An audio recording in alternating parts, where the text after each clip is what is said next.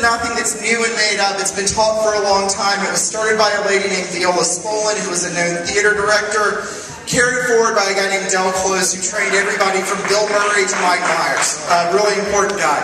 So even though the things you see on TV and in movies may not be improvised at the moment, everything you see on shows like Saturday Night Live and Spinal Tap and The Colbert Report, even when you see Borat going out and assaulting people, all of that comes out of improv. And the basis of it is a really simple concept called yes and. And it's something that's easy to learn, but it's really hard to master. And this is not a substitute for real training. I'm going to give you a very quick look at it. Basically, with the yes and, it means that the people in your scene, the people maybe that you're working with, you're never going to contradict them. You're never going to deny what they're saying. Whatever they're saying is absolutely true and real. And then you have to decide, if that's true, what else could be true? And since you're working without a net, when your partner gives you information, that's a gift. And what's the nice thing to do when you get a gift? It's to give a gift back. So you want to actually reciprocate that. And you do it over and over again. It's about agreement. This is probably my favorite example of yes and. That scene on SNL was not funny because of the fat guy dancing.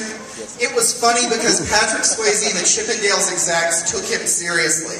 And that's really the magic of it. To be a good improviser, you have to listen and you have to learn how to be specific. If you think you're going to start a scene about a bar and you say, boy, I'm thirsty, you may well find yourself in a desert. You've got to make it really specific.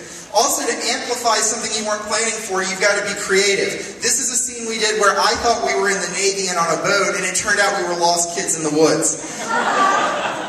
You've got to learn to be on your toes. That doesn't mean all ideas are good. I'll just let some of those sit there for a minute. But they're real and you have to learn how to deal with them. So my aha moment, the thing that really changed things for me, was when Clay gave us the assignment to take this yes and concept and use it on unsuspecting people that we work with.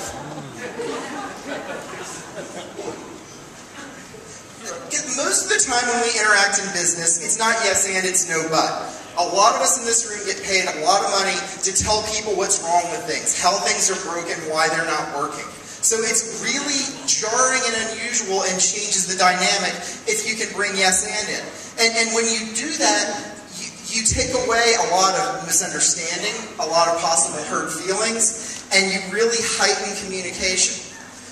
It's a different way that brings up unexpected results. This is probably the best way to try this. Next time your boss brings up a harebrained idea, instead of saying, my God, that's stupid, find a way to amplify it and make it stupider. He wants you to stay late to work on your TPS report? Well, yeah, that's important to get done. And in fact, I also need to do my 360 reviews, and everybody does, so maybe we can get the whole staff to do that. Maybe he wants you to market a flaming bag of poop.